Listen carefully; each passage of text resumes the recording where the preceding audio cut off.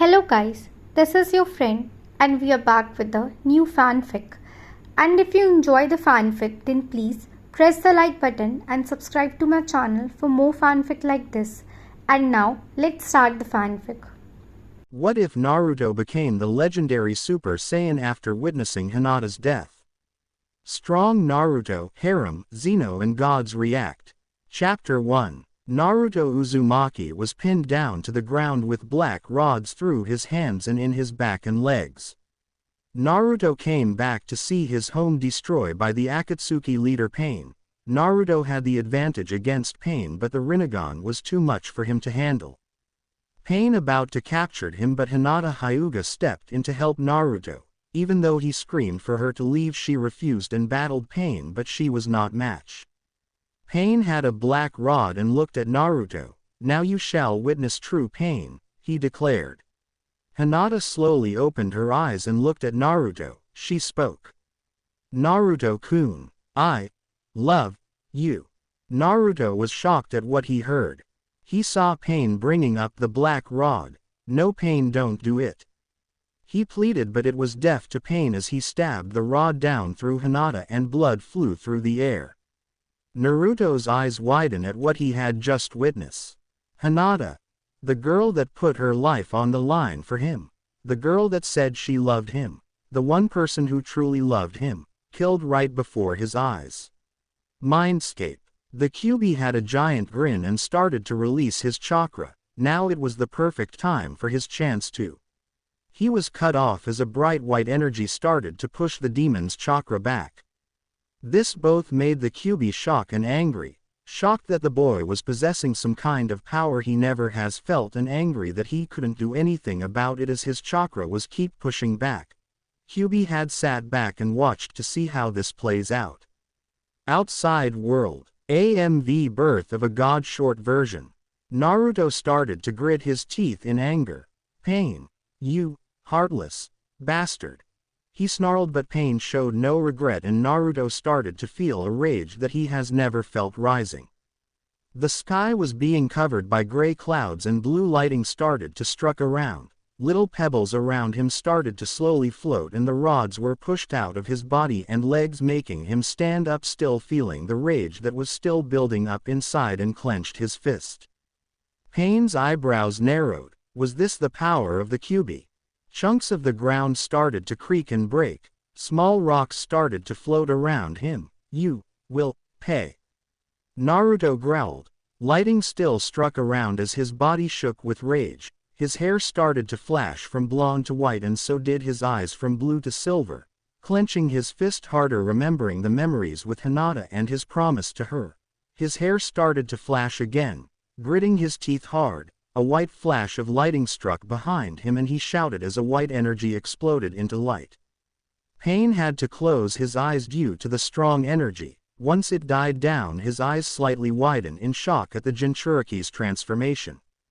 A light that looked from heaven shined down on Naruto. His coat was destroyed and was wearing his long-sleeve chainmail, but the left sleeve was torn off, showing his muscles. His entire body was covered in a white glow-like aura that was just pulsing with power. His hair and eyebrows were white, but his hair was spiked up with a few bangs that covered his forehead, with two long ones on both sides of his face that reached just below his chin. His eyes snapped open as they were a bright silver and glared at Pain. End AMV. AMV Demigod by Lab Rats and Slim Jim 010. What is this? This is not the Kyuubi chakra. This is something else. Naruto charged and was too fast for Pain to react. He was punched in the gut so hard he spat blood and was sent high in the air. Nagato, who was controlling Pain, spat blood out. A woman with blue hair and a piercing under her lip wearing the Akatsuki robe ran to him. "Nagato, what's wrong?" the woman asked as she was concerned for her leader friend. The Kyuubi Jinchuriki. "He's different, he's transformed," panted Nagato. "Is it the Kyuubi chakra?" she asked. Nagato shook his head. "No. It's something else." Back on the battle, Pain stopped in the air but then looked up, seeing the Jinchuriki above him, who unleashed a fury of punches to the face and kicks, sending him crashing down hard to the ground, causing a slight shake around the village. Konoha 10 had witnessed the lightings and felt the energy that was pulsing around the village. It made them sweat with nervousness, including some of the Jonins. Sakura felt the village shake. "What's going on, Katsuya?" she asked the summoning slug. "Naruto-san. He has changed. He saw Hinata stabbed by pain. She's still alive but she's hurt. She needs medical attention quickly," urged Katsuya, and Sakura ran off and soon found her. She quickly went and picked her up, bringing her back to the group and laid her down, performing her medical jutsu. Everyone looked up and were shocked as they saw Naruto covered in a white aura. Not only was his hair white and spiked up, he was flying. Naruto charged again towards Pain, but once he got close he was blown back, crashing into the earth. Pain stood up and Naruto erupted from the rocks and didn't have a scratch on him, still covered in the white aura. He vanished and appeared in front of Pain and unleashed faster punches that Pain was able to block for only 5 seconds, and his guard broke as the punches started to connect his face. Naruto gave a hard uppercut, sending him up in the air again, and appeared above him and hit a double axe handle, sending him crashing deeper into the earth. Pain looked at the Jinchuriki and knew he had to end this quickly. Naruto charged down towards him. Once he was close enough, Pain had threw a black ball of chakra, hitting him. "Chibaku Tensai!" Pain shouted out, and the Jinchuriki was sent up in the air and rocks started to cover him and soon was trapped in an enormous satellite. Nagato sighed in relief as he finally finished it, but soon that was over as the satellite started to rumble and a light started to shine out of it and was destroyed, shocking him. It was impossible. Naruto was in the air, ineffective, and still glared at him. "Impossible!" he broke out of the Chibaku Tensai, said Nagato in shock. This too shocked the women, knowing it was Nagato's strongest jutsu. Naruto cupped his hands back and a white energy ball started to form, and it started to grow to the size of his giant Rasengan. "Pain, here is for all the suffering you have caused and the lives you have destroyed," Naruto shouted as his aura grew more. "Majestic spiral wave," he shouted, thrusting his hands forwards, shooting a powerful spiral stream of white energy towards him. Pain put his hand up and was going to absorb the attack, but to his horror his arms started to disintegrate and soon his body was absorbed in the attack, reducing him to nothing. End AMV 234. Once the attack died down, nothing was left but another deep crater. Naruto landed on the ground, panting, still in his form. He had sensed the same energy like Pain close by and went to that direction. Konoha 10 and some of the Jonins just were awe at what they had just saw from Naruto, including the last attack. Sakura continued to heal Hinata and soon she started to wake up, much relief to everyone. "He did it. Naruto has defeated the last Pain," Katsuya informed. "I knew he could do it," cheered Kiba, and Akamaru barked in agreement. Hinata slowly sat up and smiled and closed her eyes. "I'm glad you safe Naruto-kun." "Where is he now, Katsuya-sama?" asked Neji. Katsuya tried to sense him. "He's going somewhere outside near the forest." Everyone was confused about this. Why would he need to go there? Naruto, looking all around and sensed the energy and found a paper tree and had ripped the entrance open and went inside and came face to face with a woman and the man behind Pain, Nagato. "Just as I suspected. Pain was just a puppet and you're the man behind the strings," he said. "Yes, I am the one behind Pain. My name is Nagato." Nagato introduced himself. "Well, I hope you ready to pay for your sins, Nagato, because I won't be merciful." Naruto walked towards him. Nagato shot out a spear from his mechanism, but Naruto just swat the spear like nothing, shocking him. The women charged at Naruto, but he vanished, causing her to look around but felt a kick behind her knee, dropping her and was grabbed around the neck. "Conan!" Nagato shouted in panic for his friend. Naruto tightened the grip. "See how it feels when you see your friends in pain. You went so far and attacked my village, my friends, my home," he said, holding an energy ball in his hand. "I should kill you now, for you did to Hinata. But let me ask you this, what caused you to be like this?" Nagato looked at the boy in silence for a few seconds and explained his story. first with his parents being killed by Konoha shinobis and awakening the Rinnegan, meeting Konan and Yahiko, learning under Jiraiya, Yahiko forming the Akatsuki to bring peace, Hanzo and Root Anbus taking Konan as hostage and Yahiko forcing him, Nagato, to kill him, Yahiko, his plan on why he wanted the tailed beasts. The ball of energy Naruto held faded away and his hair transformed back to normal, and so did his eyes. Now you see my reason for my actions, the reason I became who I am and why I did this. Nagato, I know about Jiraiya-sensei idea for peace. But in reality, there will be times that peace will break and war will start. There too will be a time you will lose a comrade, and all we can do is endure that pain, to remind us of what we lost and for it to never happen again. Naruto continued, what if you were to go to war and had to kill just to protect your village? Can you shoulder the burden knowing you killed a brother, a father, a sister, a mother? Shouted Nagato. Naruto closed his eyes and seconds later opened them. Yes, I will. If I were not to, it would make me inhuman, but as long as I, Naruto Uzumaki, is still breathing, I will stop any threat that will harm the time of peace even if it kills me. He declared, which made Nagato eye wide and for the first time had chuckled in a long time. Naruto Uzumaki, I am glad I had meet you. Outer Path. Samsara of Heavenly Life Technique. He called out and soon the King of Hell rose up and released the souls of the ninjas that were killed. Nagato no. Konan stood up and ran to him. Konan, I'm glad I have meet you. And Yahiko, you now carry his legacy in you, please raise him well. Nagato said and his breathing slowed down. Naruto, before I leave, you must know, the true leader of the Akatsuki, is the man in the orange mask. Stop him, at all cost. I place my trust in you. Naruto Uzumaki. The life in Nagato's eyes faded away and was gone from the earth. Konan silently cried and Naruto looked down clenching his fist. The energy he felt started to rise again as he knew the true leader was the cause of all this. He had managed to stay calm and saw Konan wrapping Nagato's body in papers. He walked to her but would still have his guard up just in case. What did Nagato do? He asked. She still looked the Nagato body. He used a jutsu that would resurrect the people of Konoha, but the cost of it was his life, she answered.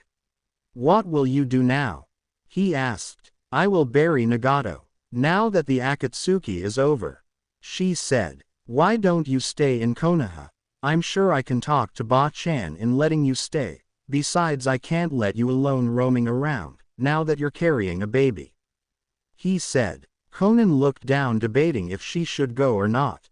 But she was carrying Yahiko's legacy and was asked to raise him well. She made her decision and nodded. All right, I'll come, but please let me bury Nagato first. She said and he nodded.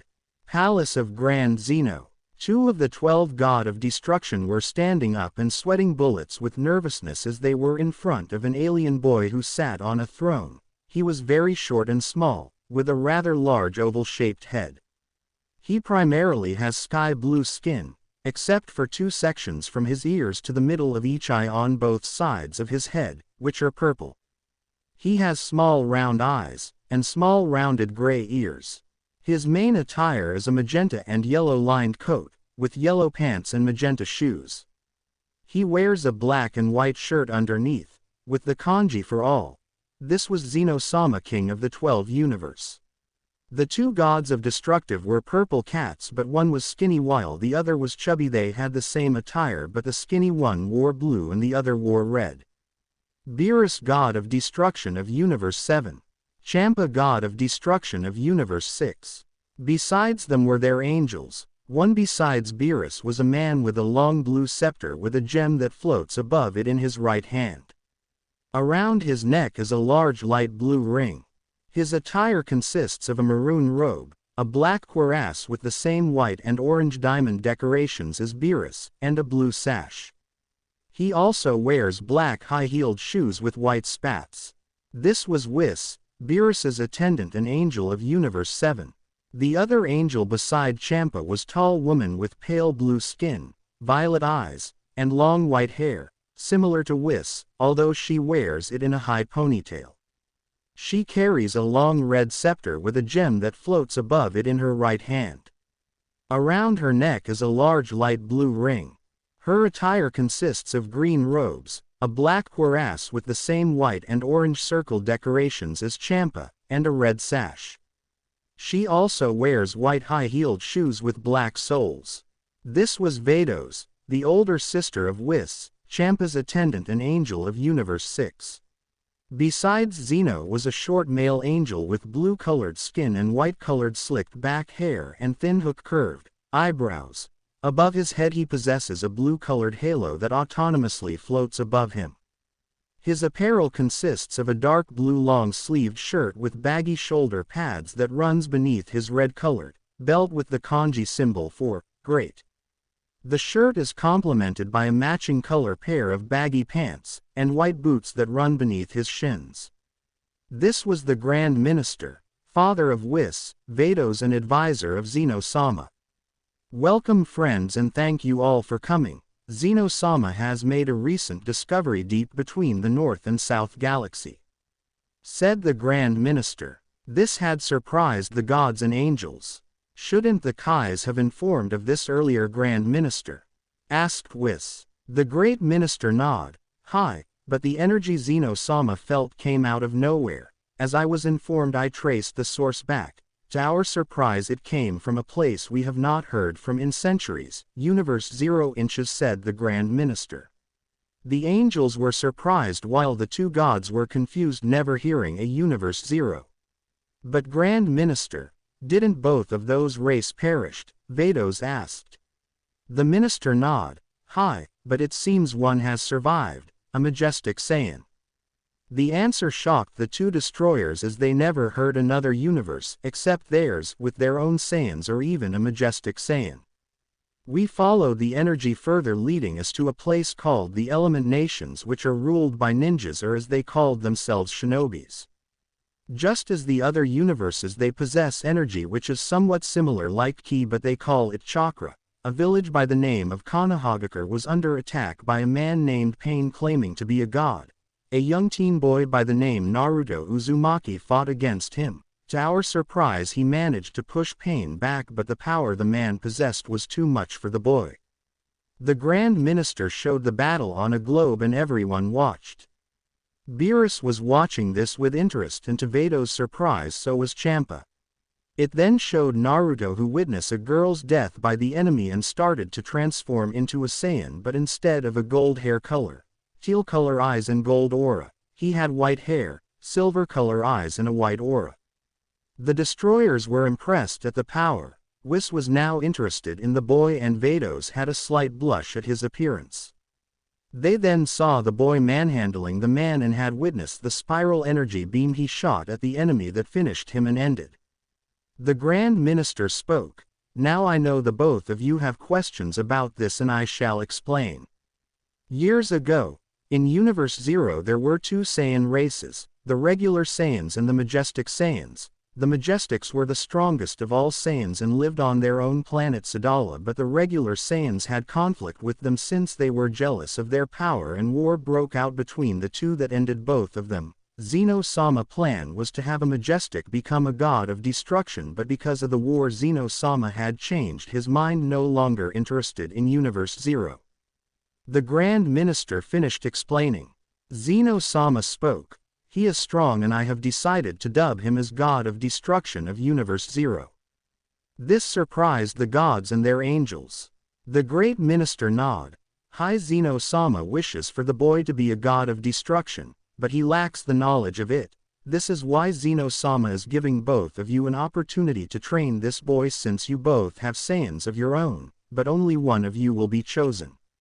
Explained the Grand Minister. Both of the gods of destruction turned and had glared at each other.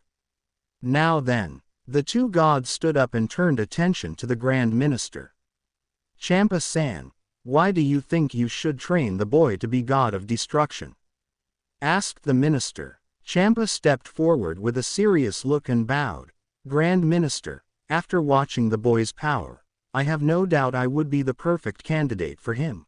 Since I have trained some of the strongest fighter in my universe including a couple of Saiyans, with the strongest in Universe 6 being Hit the Assassin and Caulifla the female Saiyan, they would be a perfect challenge for him to grow stronger.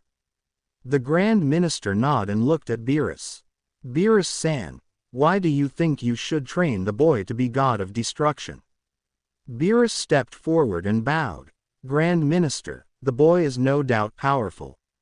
He may have potential to be a God of Destruction. As for why I should train as him, well, I have recently taken two Saiyans by the name of Goku and Vegeta under me. They're the most powerful fighters in Universe 7.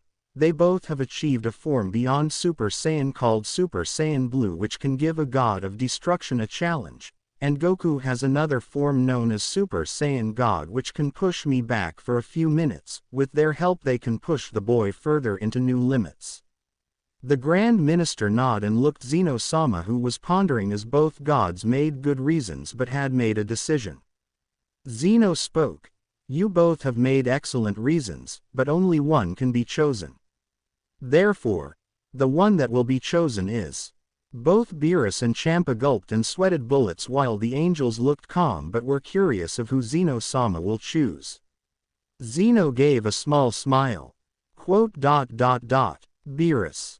Beerus was actually surprised and sighed and Champa was livid in the inside but had to keep calm on the outside to not make a fool of himself in front of Zeno-sama.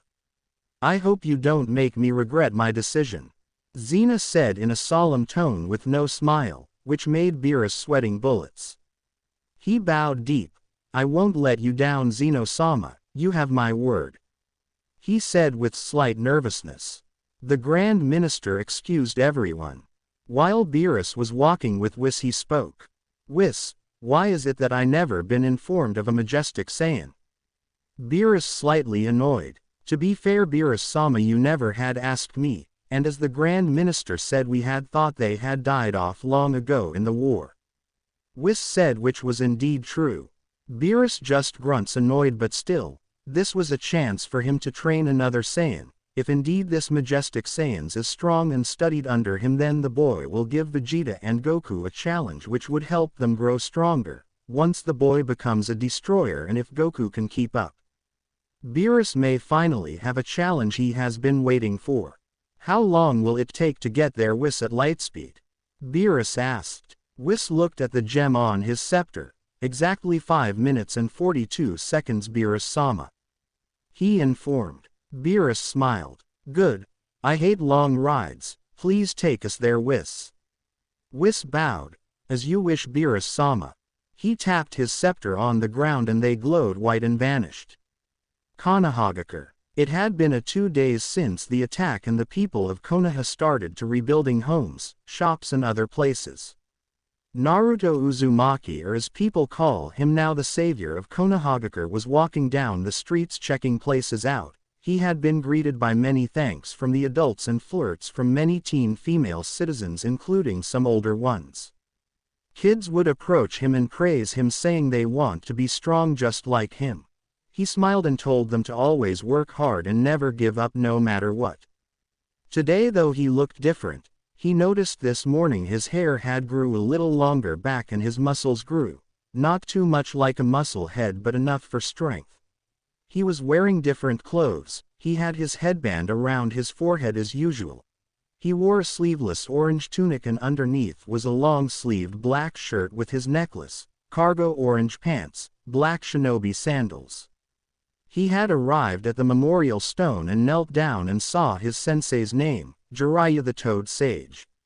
Naruto smiled sadly. Even though he and Jiraiya were mostly at each other's throats, they cared for each other throughout the years they spent training together. It was a bond not like sensei and student but more like a father and son bond, something he had always wished for. He closed his eyes and prayed. They snapped open as he felt a huge energy appear behind him. He slowly got up and quickly turned around and saw a purple anthropomorphic cat and besides him was a tall blue humanoid man holding a scepter and had a blue ring around his neck. Who are you? What business do you have here? He questioned having his guard up. Whis bowed. We mean no harm Naruto-san, we come in peace. Naruto thought about it and had slowly let his guard down. Who are you, and how do you know my name? He questioned again. As I said, Naruto-san, my name is Whis, I'm the angel of Universe 7, besides me is Beerus-sama, god of destruction of Universe 7. Whis introduced. Naruto was confused at all this. Angel. Universe 7. God of destruction. He studied the cat closely and felt the wave of energy that had made him sweat. This guy's energy is just crazy and he's not even pushing out chakra, thought Naruto. Beerus stepped forward.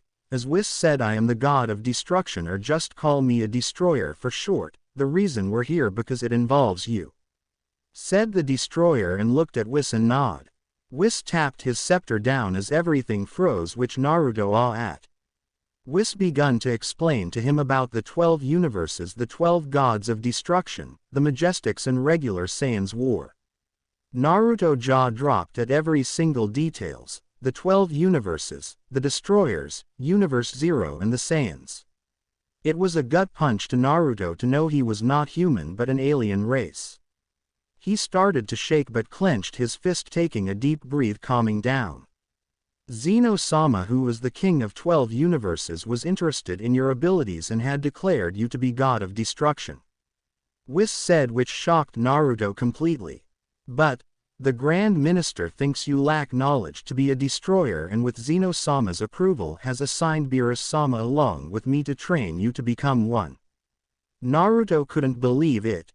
Being trained by a god, this was a huge opportunity for him than ever. He knew after the fight with Nagato that his skills still needed work. It was only cause of his Sage mode that he lasted a while against him, and his majestic Super Saiyan form won the battle. He knew he couldn't rely on just those two forever. When do you think we can start? He asked. Beerus gave a grin. Excellent. Right now would be the best time. Wait. I still need to check in with my friends and the Hokage, Naruto said, though it sounded weird. He didn't want to give them the wrong idea if he said Ba-chan. Beerus was in a thinking pose. I don't know, we be wasting time. Do you have good food? Asked the destroyer. Naruto raised an eyebrow, but an idea popped in his head and had a huge smile. I know just the place, he said, which got the two curious. Ramen Ichiraku. The destroyer was on a stool waiting calmly along with Whis while Naruto gave an exciting grin. Most of the citizens were confused as they saw Beerus and Whis, thinking they were henges. So, you're saying this Ichiraku has the best ramen, correct? Asked the destroyer. Oh yeah, trust me, you're going to love it, Naruto assured him. Ayame, who was the daughter of the Tsuki, the owner, brought them their food. All right boys, here you are. 1 Uzumaki special each. Ayame served them. Beerus smelled the food and gave a grin. I must say it smelled delicious, he said. The three picked up their chopsticks. Itadakimasu, the three said and broke the chopsticks, digging in. Naruto was smiling, enjoying the delicious ramen, looking over at Beerus and Whis. He could tell they love it, seeing Beerus slurping the ramen like no tomorrow. This is the best ramen I have ever had, cheered Beerus, enjoying more of it. I must say, Naruto-san, this is delightful, commented Whis. Naruto grinned and heard his name being called and saw Kiba with his big dog Akamaru behind. There are you, the gang's been looking for you. And Kiba trailed off, seeing a blue tall man and an anthropomorphic cat. Kiba leaned in close to Naruto. Naruto, why is this guy cat? He whispered. Beerus' ears twitched at what he heard and had released a tiny amount of his energy that slightly shook the village, worrying everyone. Whis thankfully elbowed his ribs, stopping him, and they resumed eating. The hell was that? Questioned Kiba at the short earthquake. I'm not so sure. Maybe just an aftershock, Naruto guessed. Kiba forgot the two people and had remembered something. Listen Naruto, you got to know something, the Inuzuka said. Naruto listened and Kiba spoke. Tsunade is in a coma. The answer left his stomach turning. What? What about Shizune and Sakura, can't they heal her? He asked. Kiba shook his head sadly. Sakura was the one that informed us. She and Shizune did everything they can but nothing worked. They don't know if she'll ever wake up again. Naruto felt his world drop as another person he held precious to was injured and there's nothing he can do. Hiba continued, there's more. The daimyo had arrived and had a meeting with the councils. My mom told me they were discussing about a new Hokage. She also mentioned a man named Danzo Shimaru nominating himself. I noticed she growled his name and figured he must be bad news. Right now the decision is about to be made. Naruto energy flared without not noticing and took off. Whis and Beerus finished their food and decided to follow him. Council room. The civilians and the 7 of the clan heads had gathered including the 3 elders and were sitting before the daimyo, as the decision of a new Hokage has been made. With Tsunade taken out of action, a Rokudaime must be chosen, therefore after many talks I declare. The daimyo was cut off as he heard commotion outside. Soon the door busted open as an Anbu went through it and Naruto walked in. Naruto Uzumaki, what is he meaning of this? You have no business being here, shouted Koharu. Naruto ignored the old lady and glared at Danzo. Danzo Shimaru, you are the cause of all this destruction. Because of your actions the Akatsuki became what it is today. His anger had risen and his hair again flashed between blonde and white. Excuse me, young man, but may I know who you are? Asked the fire daimyo. Naruto bowed down deep. Forgive me daimyo-sama for being rude and interrupting you. My name is Naruto Uzumaki, the savior of Konoha, and last student of Jiraiya the Toad Sage. Ah, I see, so you're the famous Naruto Uzumaki Eveon is speaking of. Tell us, Naruto-san, what do you mean Danzo-san is the reason for the Konoha's destruction? Naruto had started to explain the story that was told to him from Nagato about Danzo making a deal with Hanzo the Salamander and sending his root Anbus to kidnap Konan and the death of Yahiko. Everyone was shocked at the story except the elders and some arrogant obese civilian. The daimyo frowned at this. These are serious allegations, Naruto-san. Do you have any evidence? Asked the daimyo. Naruto was going to answer, but I may actually help with that. Everyone turned and saw a tall humanoid blue man and next to him was a purple anthropomorphic cat. Everyone was shocked. Who are you? What business do you have here, civilians? You have no right be here. You think you can just walk in here? Beerus was fed up with the fat man's mouth and just pointed one fingers at him and soon the man started to glow light purple and disintegrate. The fat man started to panic. What's going on? What did you do to me? Screamed the man. Whis with a smile spoke. It was not so wise to speak to Beerus-sama in such tone. The fat man screamed and had disintegrated, leaving nothing. This had shocked the entire councils, even the daimyo was shocked at this.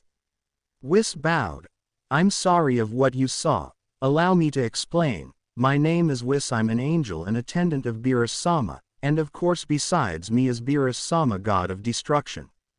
He introduced. The name God of Destruction had made the shinobis nervous. Seeing what the man did to the fat fool, they didn't question this. Danzo had tried to manipulate the destroyer with his hidden Sharingan, but nothing happened, which made him cursed. Daimyo-sama, I can testify of Naruto's word. Observe.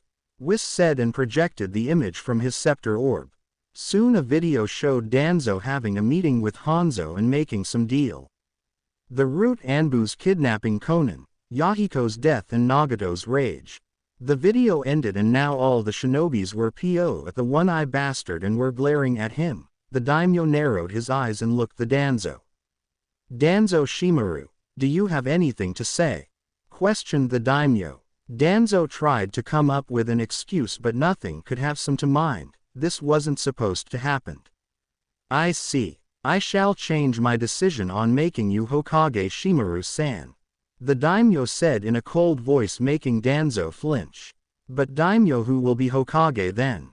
Asked the elder Homaru. I may have a solution. Said Whis, again gaining the attention. Akatsuki hideout. Tobi aka Madara Uchiha was on a boulder listening to Zetsu report. So, Pain was defeated? Asked Madara, which Zetsu nodded. There's more. It seems the Jinchuriki didn't use the Kyuubi chakra to defeat pain. Said Zetsu, which confused Madara. Explain. He said. Zetsu told Madara of the Jinchuriki transformation after seeing a death of comrade, the energy that he summoned and used to defeat pain. Madara was shocked at this, since he has never heard of such thing, and if Zetsu said was indeed true, then this may be more difficult.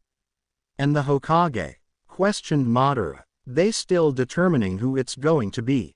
Though it most likely be Danzo based on speculation. Said the plant man. Madara's eye gleamed at that. It seemed like the perfect opportunity to start his plans.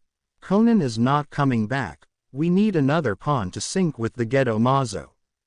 Zetsu informed. Madara remained silent for a moment contemplating his next move. He then looked at Kisame. Kisame, go after the Hachibi. I've got matters to attend to. Zetsu, make sure to monitor the event in Konoha and the Kyuubi Jinchuriki. Confirm that Danzo is indeed the Hokage. Find me when you're done. He ordered and left in a swirling vortex. Soon the world will be in for embark of a new era, an era of peace that he will control. Konoha. Naruto lead Whis and Beerus to a tent where Shizune was working on Tsunade, who was lying in bed and was in her old age. Shizune saw Naruto and was shocked at the two people behind him.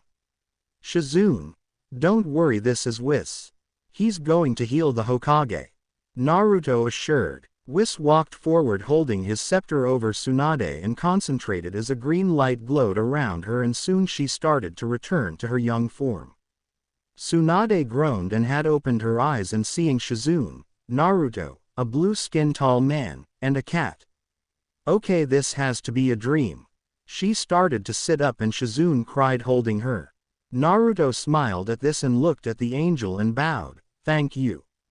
Whis waved it off. Naruto, what's going on? Who are these two? Tsunade asked. He looked over at Whis and asked to tell her everything. Whis had introduced himself with Beerus and began to tell her the same he had told Naruto, from the universe to the destroyers and the majestic Saiyans.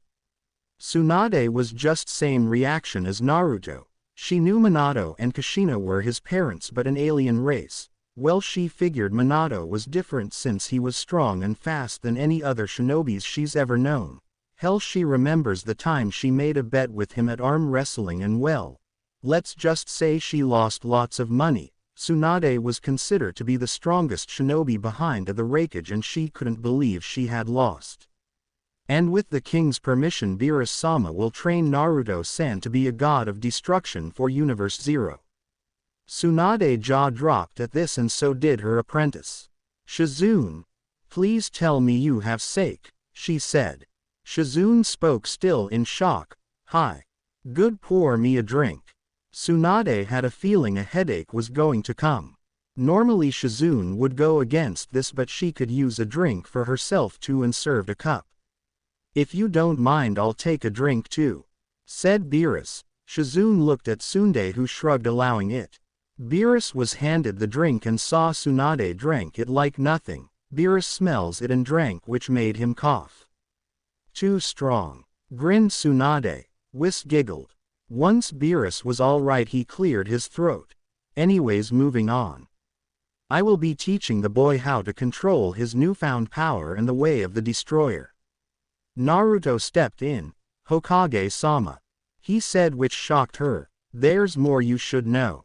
He explained to her about his confrontation with Nagato and him revealing the true Akatsuki leader. Many things were going through Tsunade's head. With the true leader of the Akatsuki out there still and 8 of the tailed beasts captured, it was not safe for Naruto.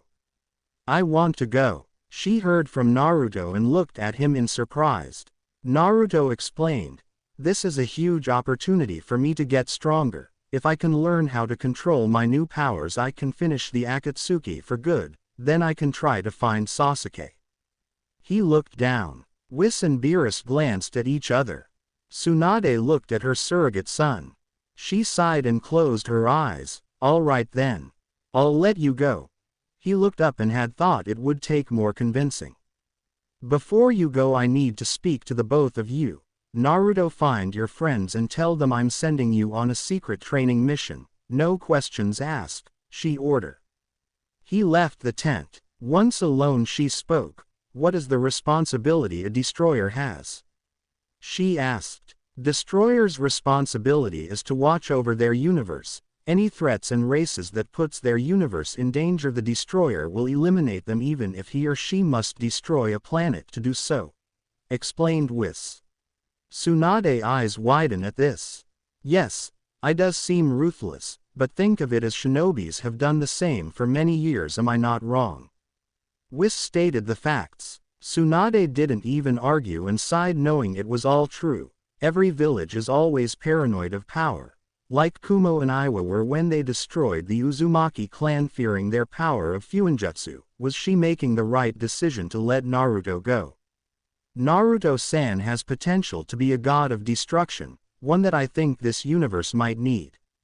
Whis said. Tsunade looked at her drink that Shizune poured as thoughts were going through her head. She knows Naruto was a kind-hearted bright kid, but would he really have what it takes to be a destroyer? She looked at Whis. Where will you be? She asked. Beerus answered. He'll be on my planet. Time will go by there fast. A week's training would mean a day here. This shocked Tsunade. She nods, looking at the two. Then please, take care of him. Tsunade asked Whis. She got up from the bed face to face with Beerus and gave a hard glare. I'll warn you, if I find out something bad has happened to him, god or not. She let the threat hanging and unleashed a small amount of green chakra. Beerus narrowed his eyes but saw no fear in her eyes. He grinned. He will be fine, Hokage-sama, I will assure that. Whis said, cutting Beerus before he said anything. Naruto was walking back after talking to his friends about his training mission. He remembered the hurt look on Hinata's face and had promised her he would return. He saw Whis and Beerus. Well then, looks like we should be off now. Beerus said. All right, let's do it. Naruto declared. Whis, take us away, Beerus said. As you wish, Beerus-sama. Whis tapped his scepter on the ground and the three had vanished. Slightly the planet had shaken from the shockwave and loud impacts were heard. Whis was standing by as he watched two speed blurs colliding and disappearing before reappearing. Naruto and Beerus appeared in the air as they continued to assault with a fury of punches and block each other attacks. Seems Naruto has learned quite much in short time. His speed has improved dramatically. When he first fought Beerus-sama he had used Sage Mode, I think he called it, to keep up. However, it seems when he goes Majestic Super Saiyan he pushes Beerus-sama to another level. Not to mention the more he uses it the more his body adapts to the point where he can keep up with Beerus-sama in his normal state. Even though Beerus-sama was only using 3% of his power, it's still impressive. The two fighters landed on the ground, still exchanging punches. The time on the hourglass was almost up. That's enough, commanded Whis. The destroyer and his student stopped and stood back, bowing to each other. I'm impressed. You're able to keep up with me in your normal state for a few minutes without going into your Majestic Super Saiyan mode. When we first fought I only used 3% of my power against you in your Sage mode, which you managed to keep up with me for a minute, but with your Majestic Saiyan mode I had to increase my power by 5% more. But now weeks later you're able to push me to the point where I have to use 30% of my power, and that's against your Majestic mode. It may not seem much but it is impressive. Beerus told his student. Naruto wore what he had on before he left the village with only slight tears but nothing Whis can fix. During his time training under Beerus, Naruto has learned much. First, learning how to control his Ki energy and turn it into a weapon and to fly.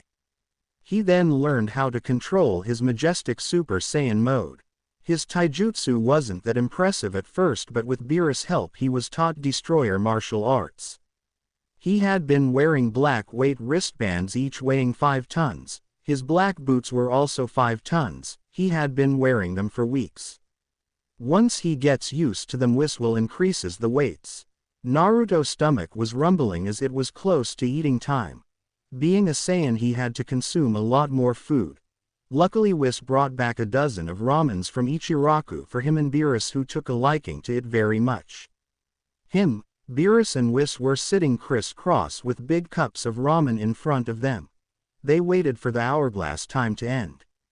5, 4, 3, 2, 1. The hourglass sand time ended. "All right gentlemen, time for your reward," Whis said. The two had giant smiles on their faces and opened the top. The smell hit their nose, making their mouth water. They picked up their chopsticks and broke them in two. "Itadakimasu," the three said, and began to chow down.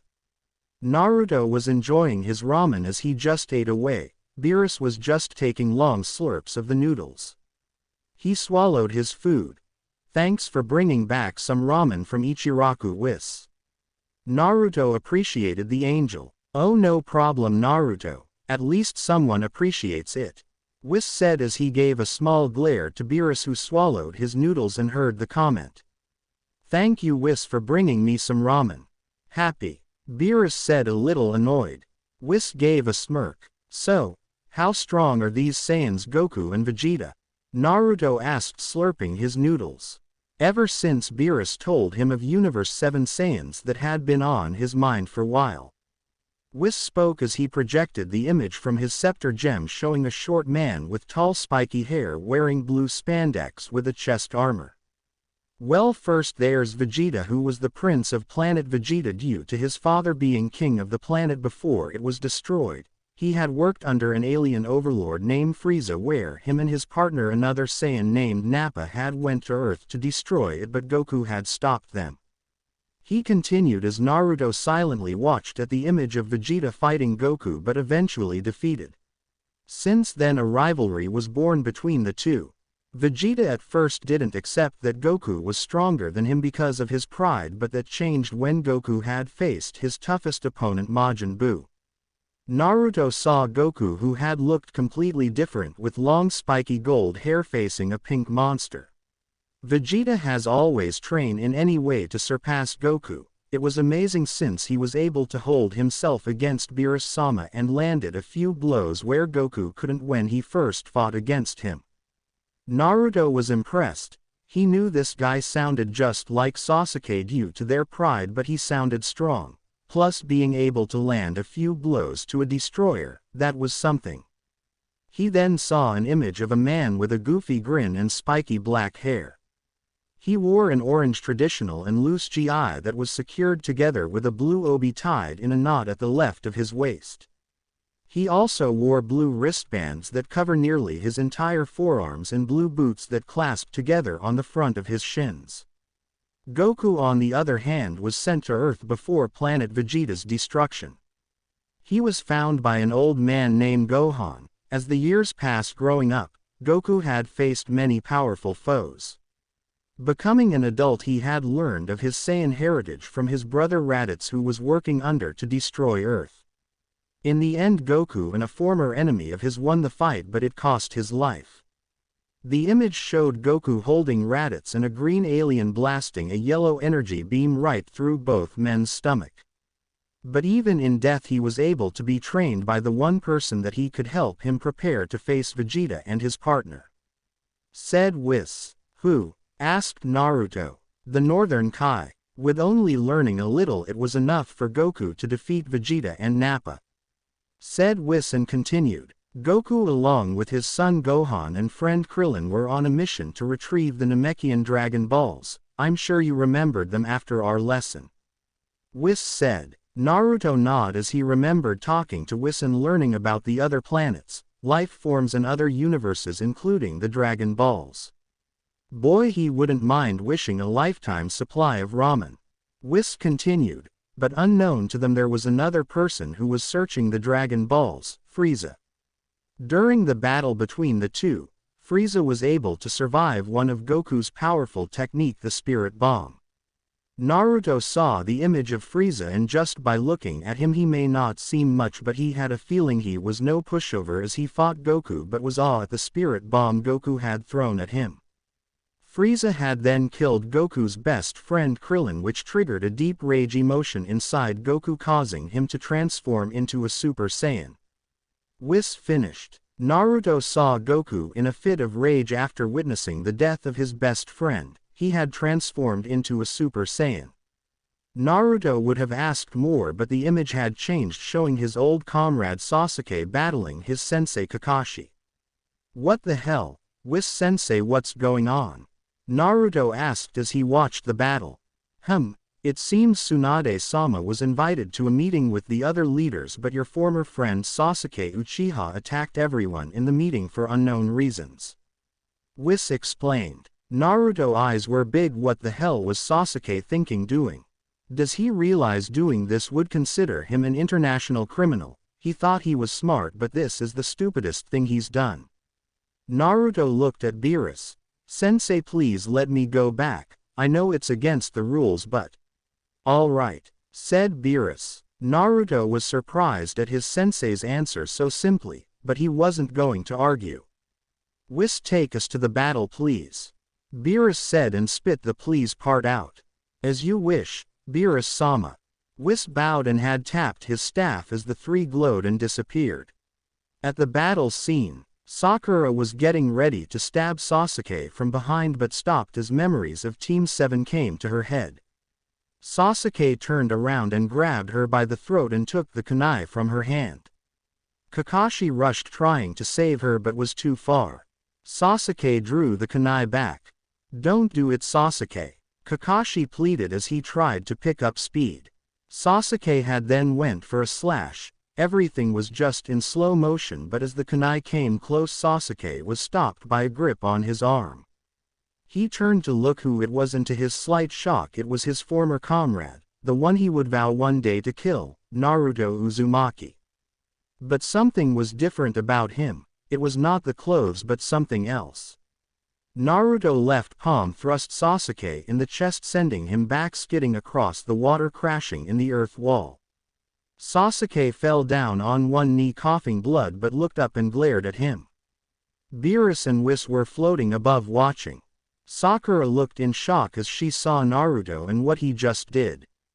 Kakashi was relieved that Naruto saved Sakura but was too shocked at his student's strength. It's been a while, old friend. I didn't expect we'd be meeting like this, Naruto said calmly. Sasuke got up, wiping the blood from his mouth while Naruto continued. You know, you were always known as the prodigy and being the smart one in our class. But after seeing you attacked 5 cages, I guess you being smart is out the picture. Naruto taunted with no smile at all. Sasuke grit his teeth in anger. How dare he? I see you joined the Akatsuki too, Naruto said, looking at the robe that Sasuke wore. Again, not the smartest decision. Sasuke charged while Naruto told Sakura to move. He blocked Sasuke's punch with one arm. But Sasuke was not done and tried to low sweep him, but he just jumped over it and continued to block a combo of punches and kicks from Sasuke. Naruto, having enough, simply slapped the punch away and simply did a jumping back kick, sending Sasuke skidding on the water, stopping himself. How was this possible? How is the Dobi strong? He made some hand signs. Kaden. Gukakyu no Jutsu. He blew out 3 huge fireball. Naruto just lazily dodged 2 fireballs and had stood seeing one coming towards him. Sakura and Kakashi shouted to move, but he didn't listen and soon the flame engulfed him. Naruto, shouted the two in horror, much to Sasuke's delight, but that had changed. The fire exploded, dying down, showing an unharmed Naruto who was in his majestic Super Saiyan form glaring at Sasuke. So, after all these years you really have decided to really forget everything we have done as a team for some petty revenge? Naruto said, which hit a nerve to Sasuke. Shut up. You don't understand anything. He shouted and pulled his Chikudo and charged while Naruto lazily just dodged the attacks. He's dodging my attacks like nothing, but how? He's just a loser, Adobe. Sasuke boiled with anger. He jumped back and thrusted his left arm out, Chidori spear. A beam of lightning chakra shot towards Naruto, who still stood calm and just simply grabbed the chakra spear. He shouted, releasing his ki energy, and shattered the chakra lightning beam and vanished from the spot. Sasuke was shocked at his former comrade's transformation. He didn't have time to react as Naruto appeared in front of him, kneeing him in the stomach, making him spit out a glob of blood, and was punched up in the air. Naruto vanished and appeared above him, hitting a double axe handle, sending Sasuke crashing into the water. Sakura on the sideline was just watching Naruto just handling Sasuke like a rag doll. She was amazed as he transformed, but most to her surprise, Naruto was really flying. Kakashi was just watching the fight going on, and just like Sakura was amazed at Naruto's transformation. He's even fast, possibly faster than Guy. But where on earth did he learn to fly? Sasuke exploded out the water as he was in his giant purple Susanoo form and had a rage expression. "I've had enough of you, Uzumaki. You will not be making a fool out of me," he shouted. His Susanoo form created a bow and arrow, pulling the arrow back. Naruto decided to try and use the Hokage. Although he can't use its full power, it should be enough. He extended his left arm out with his palm forward and closed his eyes. This should be interesting. It looks like Naruto is going to try to use Hokage. What do you think, Beerus-sama? The angel asked the destroyer. Naruto is just toying with him. It's no different what I do when I'm challenged. Naruto knows he can destroy this Sasuke with no problem, said Beerus, not taking his eye off the fight. Sasuke Susanoo shot the bow at high velocity towards the white-haired Saiyan. Naruto's eyes snapped open. "Hokage!" he shouted, and as the arrow hit his palm, it had slowly started to turn purple and disintegrate into nothing. Sasuke was in disbelief at what he just saw. The white-haired Saiyan appeared in front of him, unleashing a fury of punches that started to slightly break Susanoo. Having no choice, he had to drop Susanoo. However, Naruto didn't stop his assault, landing a few blows to the body and face, then a good hard headbutt, busting Sasuke's forehead open and sent back again, skidding across the water. Naruto walked towards Sasuke and just looked at him with a pity. It could have been different, Sasuke. All of this would have never happened. You had everything a shinobi would want. You had parents, money, jutsus, the girls, you had it all. And it still wasn't enough. What would Itachi say now? He questioned, making Sasuke giving a deadly glare. Sasuke got up and activated his Chidori, still glaring at his former comrade. "I'm going to kill you, Naruto, if it's the last thing I do," Sasuke shouted with madness as he charged towards him. Naruto looked down in disappointment as he made his final decision. He had remembered Whis' words of being a destroyer.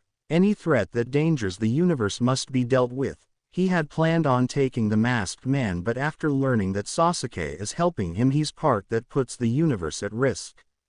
Sasuke drew his arm back and thrusted forward, but to his disappointment, Naruto grabbed his arm. Sasuke looked up to Naruto, who gave a cold look. "I'm sorry, Sasuke, but if I let you live, the innocents will be harmed. I cannot allow that," Naruto said in a cold tone. He drew his right arm back and a white glass-like sword energy formed around his right forearm to his hand. He has to remember to thank Whis, as he was the one had told him that the majestic Saiyans have the ability to shape their ki energy into shape weapons. "Goodbye, old friend," Naruto said as he thrusted his arm, but the blade passed through Sasuke's body as he was into a vortex. "I think that's enough." He heard the monotone voice, which made his eyes narrowed, and saw the orange masked man that Nagato said was the true leader. "So, you're the real leader of the Akatsuki," Naruto said, and dropped his majestic Saiyan mode. "You be correct, boy. The last time we met I was Toby, but as you can see, it was just a charade. I am the true leader of the Akatsuki, the former leader of the Uchiha clan and the most powerful shinobi to live. I am Madara Uchiha." Madara introducing himself. "Madara Uchiha? That's impossible. He was killed at the Valley of the End by our Shadaime Hokage." Kakashi accused. That would have been the case, but as you can see, the story was incorrect, replied Madara. Zetsu appeared next to him and Sasuke appeared out of the swirl vortex on his knees panting, and Karen went by his side. Karen, heal up Sasuke's injuries, make sure his chakra is restored, he ordered as the two again vanished in the swirling vortex. Madara turned to the blonde Saiyan. You have made quite a name for yourself, Naruto Uzumaki, the hero of the Konoha. I must admit your newfound power has intrigued me. To be able to defeat pain, that's quite impressive, but of course, he could not understand the true power of the Rinnegan. Naruto didn't say anything as he just glared at him. I have given the Kages a choice to hand over the Hachibi and the Kyuubi, but of course they foolishly said no. Now you have choice, surrender and come peacefully, or you can throw your friends and sensei's lives away and we'll take you by force, Madara said, giving the Saiyan an option. Beerus, although tried to keep quiet, couldn't help but laugh loud, causing everyone to look up in shock except Naruto, seeing an anthropomorphic purple cat and a blue tall man with a scepter floating down. Beerus wiped a tear from his eye. Oh, I'm sorry for interrupting. I just couldn't help myself hearing a mere mortal giving a choice to my student. That's the funniest thing I have heard in centuries. Centuries. Both Kakashi and Sakura were shocked hearing this, looking at Beerus wondering one thing. Who was he? Madara leaked a Ki towards Beerus, whose eyes then narrowed dangerously, leaked a little of his destroyer energy. This made Madara step back and a bead of sweat dripped from his forehead. I am possible, how is he holding so much chakra? No, it's not chakra, what is he? No human being should possess this kind of power. Though Madara. Four Zetsus surrounded Beerus to attack him, which was foolish as he releases out his destroyer energy from his body, wiping the Zetsus from existence. Sakura and Kakashi had to cover their eyes from the energy, and once it died down they looked and saw the four Zetsus nowhere. Beerus was not happy at what just happened and looked at the real Zetsu. He pointed one finger at him. Hold on, sensei, the Akatsuki are my problem. As my duty of being a destroyer I must handle it, Naruto said. Beerus was giving a hard stare, but Naruto didn't back down. Sakura and Kakashi now were lost, wondering what was going on. Destroyer. Naruto turned to look at Madara. To answer my choice, Madara, you can go to hell. He smirked. Madara alone I narrowed at the Jinchuriki. Very well. You made your choice. Then I declared the fourth great ninja war. Madara Sharingan spun wildly. Kakashi and Sakura were shocked at what they heard, but Naruto gave a smirk. So, you say you're the strongest shinobi to ever live, huh? Naruto crossed his arms. Then prove your words. When the war starts I will be expecting you to be at your best. Just to let you know I'm serious. Naruto spread his legs slightly apart and clenched his fist and shouted. He first transformed into his majestic Super Saiyan mode, but he was not done as he still was increasing his power, causing a hard gust of wind. Kakashi and Sakura again held their hands up, blocking the winds from their face. Beerus' eyes narrowed as he sensed his student energy growing higher. Never did he sense this much energy when they fought. Was he holding back? Naruto's white hair stood up even more, slightly longer and rigid. His muscle mass slightly increased and white lightning crackled around his body. The white aura around his body transformed into a jagged, fierce flame-like appearance. This was majestic Super Saiyan 2. Naruto smirked as he saw Madara's body expression, which was nervous. I hope you don't disappoint me, Madara. I'll be waiting. Madara didn't say anything as he disappeared in the swirl vortex and Zetsu sank in the ground, disappearing. Naruto had dropped his MSSJ2AE majestic Super Saiyan 2, and looked at his sensei, who glared at him while he gave his usual sheepishly smile and scratched the back of his head. Did I do something wrong? He said, and was grabbed between his cheeks and pulled close to Beerus. What was that I just saw? Have you been holding out on me? Why have you not used that power in our training?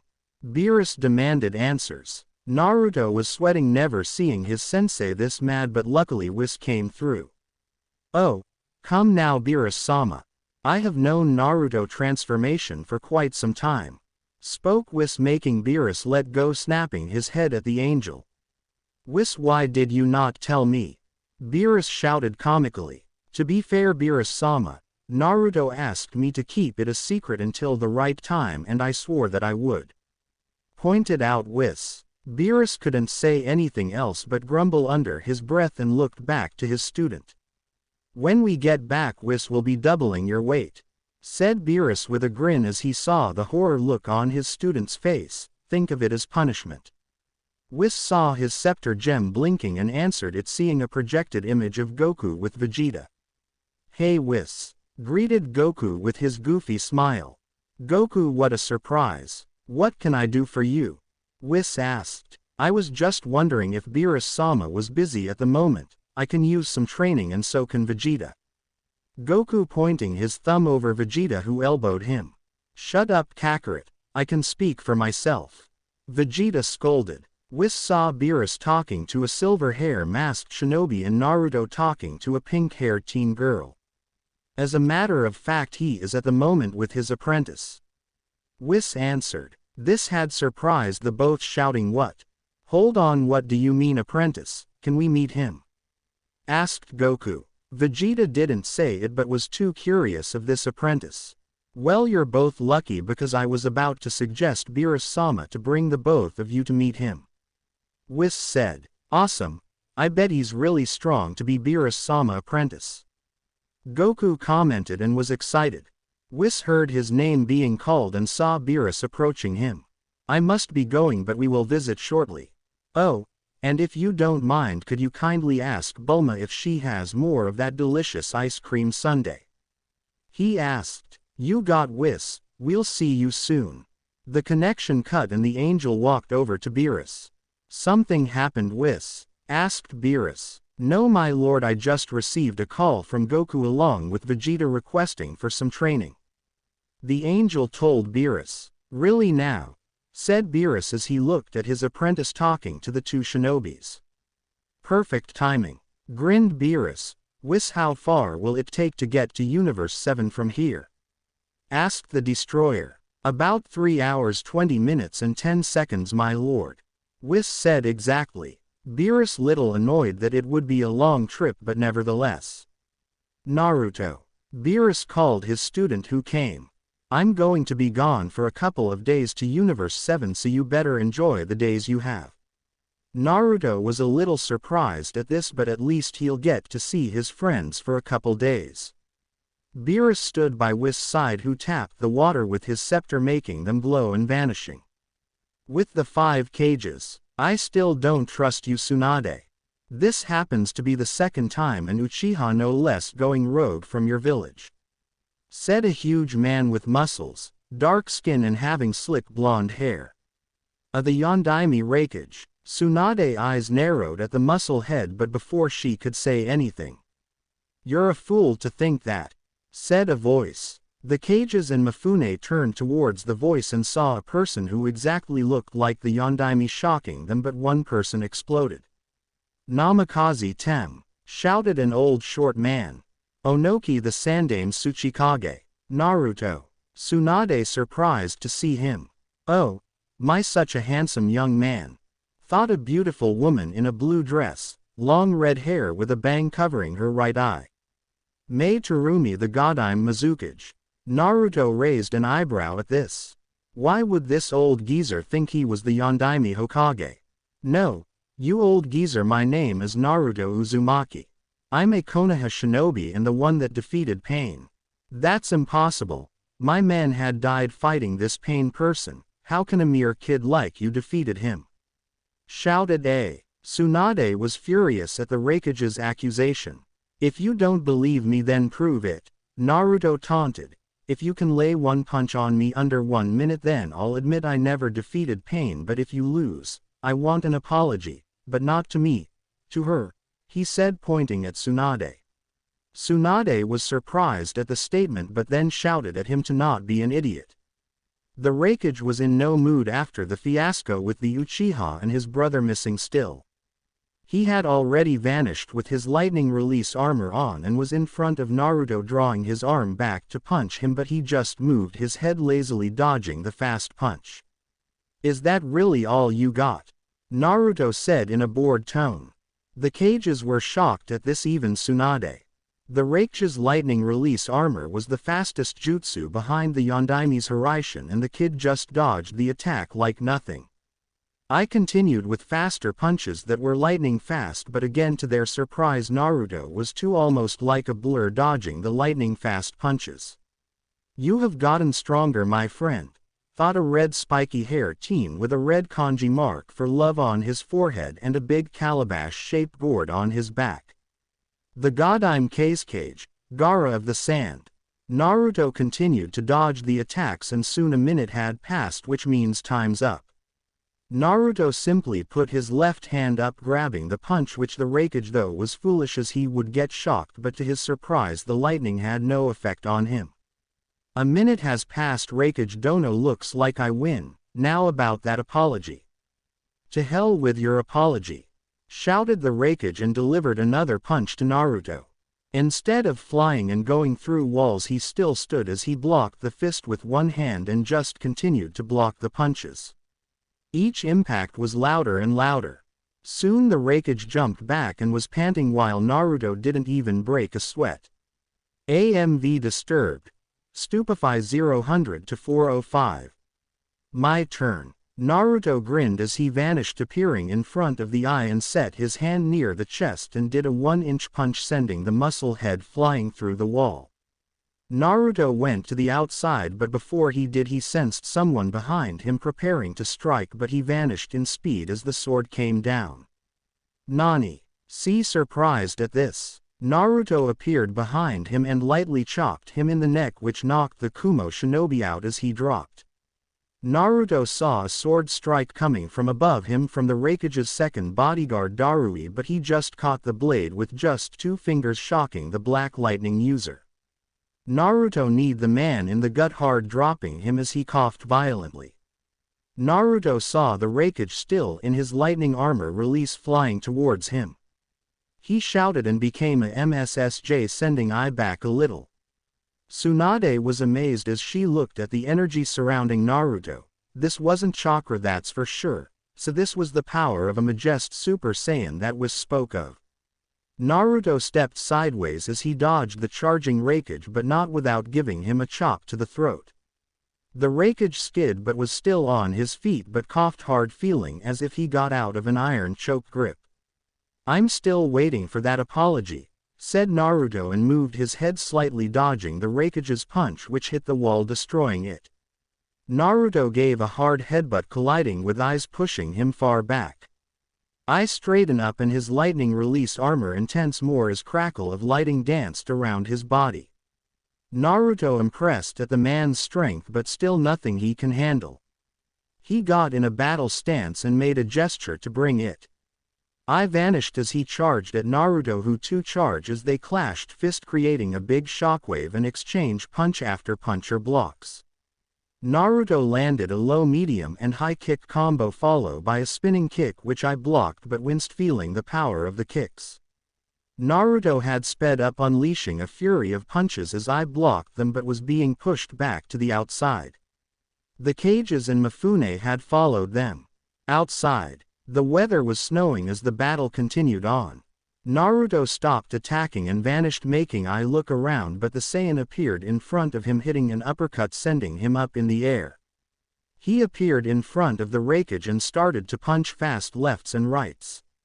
I could only keep his guard up, but he didn't know how much longer he can hold. The strength of this Gaki is unbelievable, he thought. Naruto gave a double axe handle, sending I crashing down hard, but only had little scratches. The Kages had arrived to see Naruto in the air flying, which shocked them above the Raikage and hit him with a double axe handle. "Tsunade-sama, has Naruto-san always been this strong?" asked the Godime Mizukage. Tsunade didn't answer as she still was looking at the fight as I again went to exchange punches with Naruto, who just blocked and smacked the attacks away and elbowed him in the sternum and then connected a hard right punch sending him down, but he landed on his feet holding his chest. Naruto had recently went undergo a special training, and as you can see, this is the results so far. The Godime Hokage said, "So far. So you mean he's not done with the training then, Hokage-sama?" asked the former Ikibi Jinchuriki. "You are correct, Kazekage-sama," Tsunade said. Gaara had looked at his Jinchuriki brother and was just amazed of how strong he has become.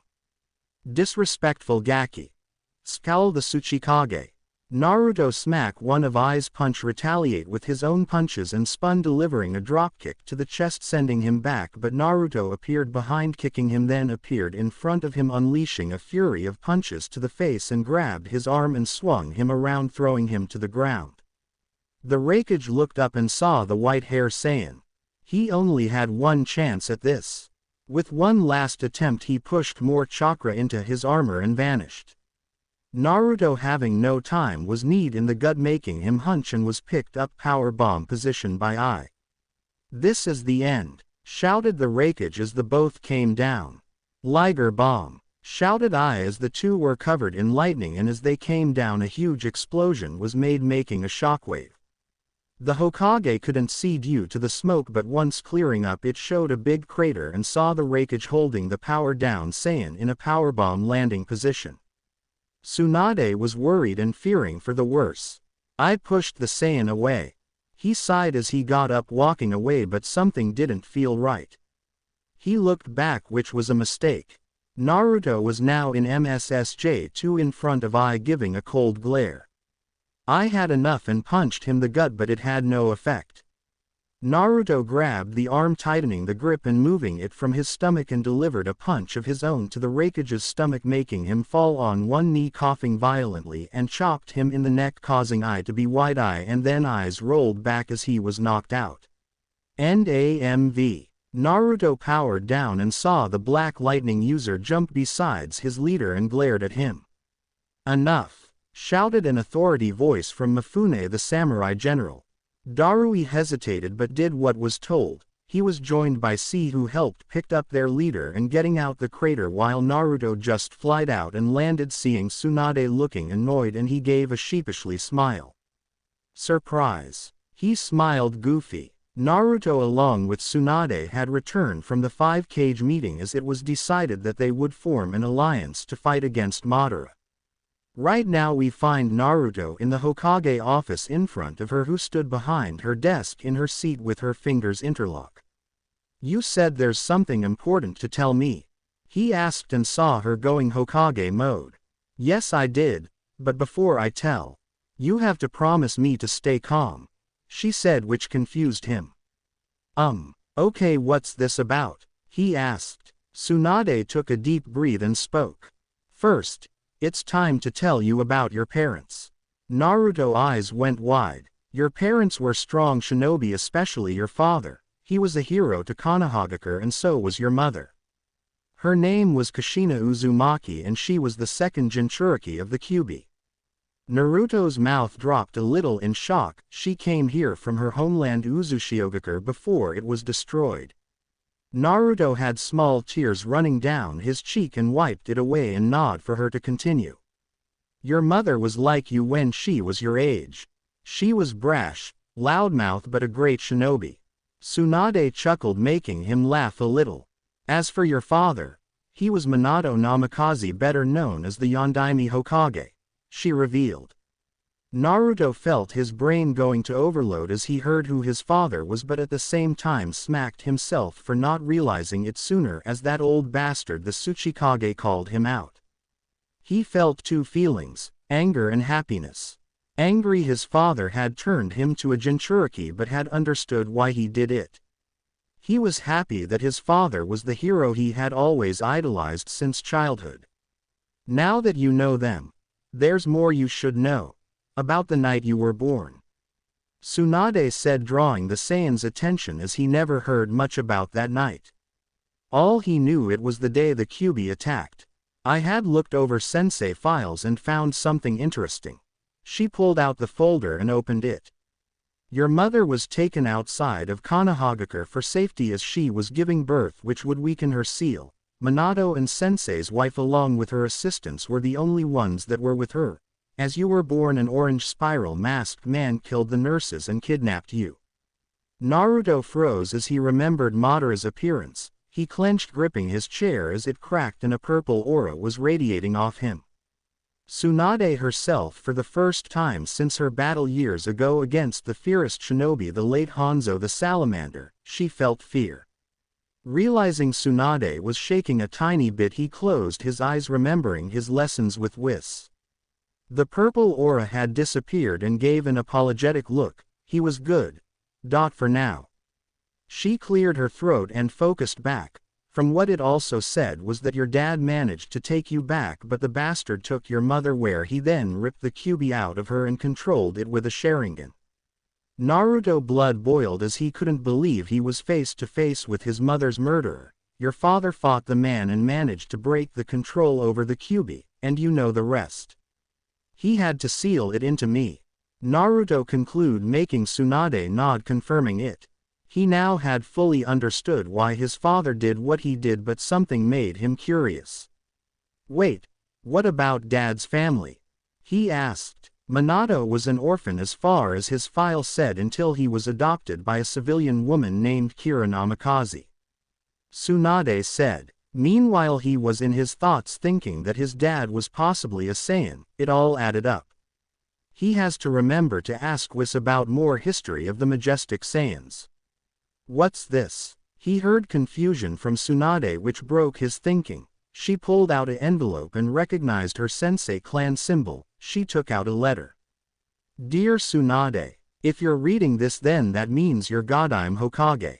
I am proud of you taking the mantle just as your family did to protect the village. I assume you will or have met young Naruto. He reminds me quite much as Nawaki. Tsunade smiled, wiping a small tear in end of the letter. Add chakra to my clan symbol. What you may read may anger you and be disappointed in me, but with you now as Godime Hokage you can make things right like I should have years ago. Thank you, Tsunade. Sincerely, your sensei Hiruzen Sarutobi. Tsunade saw the clan symbol and added chakra, which poofed out a black folder and had opened it. Naruto watched Tsunade's reaction, seeing a horror look spread on her face, and a minute later, after reading through it, her face turned solemn. She tossed the folder on the desk close to Naruto, who took a look at it and read through. His eyes hardened and threw the folder on the desk when he finished and was pissed. Why? Naruto growled out. Tsunade rubbed the bridge of her nose and pulled out a bottle of sake from her desk and a cup. She poured a glass and drank. Danzo Shimura has done many horrible things, but this by far is the worst. Unfortunately, there's no evidence linking to Danzo about the death of Shisui Uchiha, but even I know for sure he had something to do with it. Why don't we ask then? Naruto said, and Tsunade saw that he had an idea. What's your idea? She asked. Danzo was right, walking towards the Hokage office as he was called. He had his root agent bodyguard Fu and Torun in the shadows following him. Entering the office, he saw Tsunade behind the desk as she was expecting him. Danzo, have a seat, she said, but most likely it was an order. Taking a seat, she took out the black folder and read. As you know, years ago, the Uchiha clan was planning a coup which resulted in extermination of the clan by Itachi Uchiha. However, I see that there was alternate way stop them by Shisui Uchiha, who unfortunately was murdered. Care to explain to me, Danzo, of your actions? Danzo remained calm. I don't. He was cut off as Tsunade slammed her hands on the desk and rose up from her seat in anger. Quit the bullshit, Danzo. I know you something to do with the murder of Shisui Uchiha. If you have any dignity left, you'll confess right now, she coolly said at the end. Tsunade, you are being ridiculous. I had nothing to do with the murder of Shisui Uchiha. Danzo retorted. She didn't break eye contact from the War Hawk.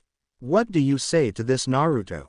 she asked, which surprised Danzo as he didn't sense the Gaki who appeared out the corner. Naruto's eyes were cold blue, looking at the one-eye bastard. You're lying. The minute Tsunade questioned you, your left hand gave a tiny twitch, not to mention your chakra spiked enough for me to notice. Without warning, his left hand formed a white key blade and quickly slashed, which Danzo dodged, but he smirked as the black robe concealing the old man's right arm fell, and so did his bandages, including a gold bracer revealing his right arm, which was sickly pale, and in them were 10 mature Sharingan. What do we have here? Naruto smirked, making Danzo grit his teeth in anger. Danzo Shimura, you have degraded not only the dead of the Uchiha clan but my grandfather. Therefore, as Godime Hokage, you are hereby executed immediately. Tsunade said in an ice tone. What I did was benefit and for the good of Konohagakure. If had the Uchiha succeed, the Kuthi village would be nothing but rubble. Hiruzen was a fool too. Danzo was cut off as Naruto had enough from his mouth, disrespecting the Sandaime, and delivered a flying kick to the face, sending him through 2 walls to the outside, crashing through the streets, shocking the civilians. Naruto turned and with his ki blade blocked a Tonto blade from Torun. He put his finger against the root agent's forehead and flicked him, sending him out the window. Fu Yamanaka attacked, but Naruto vanished and appeared behind him, chopping him in the neck, knocking out the root agent. Not wasting time, he flied out towards Danzo while Tsunade called Anbus for reinforcements. He landed on the ground, seeing the old fool getting up. Civilians were in a far-away distance, shocked at what they were seeing. Danzo Shimura, you are found guilty for treason and the murder of Shisui Uchiha. Naruto said out loud, shocking all the civilians, including Konoha 10 and the clan heads who arrived on the scene, except Sai, as he knew. What's going on? Questioned Kiba. I don't know, but from what we heard just now says it all, said Shikamaru. Shikaku began to explain. Danzo Shimura was one of the elder advisor to the Sandaime Hokage and was a former teammate of his. He was someone who could not be trusted. Years ago he had created a force like the Anbu, but they were called Root Anbus. Much like ours, they take on dangerous missions. However, they were taught not to feel any emotions or regrets. They would consider themselves tools and nothing more. He had wanted to have position as Hokage, but luckily Hiruzen-sama was chosen by the Nadaime and disbanded the Root. How was he able to be an advisor for the Hokage if he was convicted of this? Questioned Tenten. Politics. Kakashi said, watching what was going to happen. That one-eye bastard had this coming to him. Soon scoffed, as she had never liked the man. Danzo glared at the Jinchuriki as he tore the bandages off his right face, showing Shisui Sharingan. At this point it was useless hiding it. You're mine now, boy, he exclaimed as he activated the Mangekyo Sharingan Koto Amatsukami. Naruto stood unaffected and had disappeared before reappearing in front of him. Before Danzo had a chance to block, Naruto tore the eye right out the socket, causing him to scream. He stumbled back, holding his wound and gritting his teeth due to the pain. The Konoha Chunins and clan heads were shocked, as they have never seen this side of Naruto before, but mostly Sakura as she looked at her teammate. Naruto, with a cold expression, held the Sharingan in his bloody left hand. You think you can control me with the Sharingan? Hate to break this to you, old man, but I'm not using the Kyuubi's chakra. I never was. He transformed into his majestic form. What you see is my true power, he said in a cold tone, pushing white energy out around him. What the hell happened to Naruto? Questioned Kiba. Why did his hair change color, and what's with that chakra? No one answered, as they had the same question just as him. Neji activated his Byakugan to look at the white energy, but the second he did, he was almost blinded by it and grunted, holding his eyes. Neji-kun, are you alright? Asked a concerned Tenten. Neji regained his vision and was shocked. It's not chakra. Whatever it is, it blinded my Byakugan. Hiashi was shocked hearing this. Danzo went through some hand signs and went for a jutsu, but Naruto again appeared in front of him and launched a kick to which he blocked, but the force had made him skid back. Suddenly Danzo felt a heavy pain in his back and saw the Jinchuriki had a cage bushin made which punched him in the spine hard, sending his body skidding across the streets and crashing. Too slow, Danzo, and here I thought you would be a challenge. Naruto mocked and went towards him, but suddenly he dodged multiple shurikens. Root anbus surrounded everywhere. How disappointing, old bastard, sending your lap dogs to do the job you can't do. The white hair Saiyan mocked, which angered Danzo. Root's attack, he commanded as the anbus pulled their weapons out and charged. Naruto activated his white key blade and dodged one, slashing him across the chest, and then jumped with a spinning kick, taking out another one. He blocked a blade strike, delivered a hard right punch to the gut, making another anbu cough up a glob of blood as it leaked out of the mask and was pushed back, falling flat on his back. Naruto kept walking towards Danzo while a root anbu charged at him, but he backhanded the man, sending him skidding down the ground. Danzo quickly went through hand signs, Mokuden, smothering bonding technique. His right arm turned into several wood tendrils which wrapped around Naruto. The root leader had a smug grin, thinking he had won, but that didn't last long as the energy from Naruto bursted, destroying the wooden tendrils. His eye widened. I am possible, nothing can break the Shadaime's Mokuden.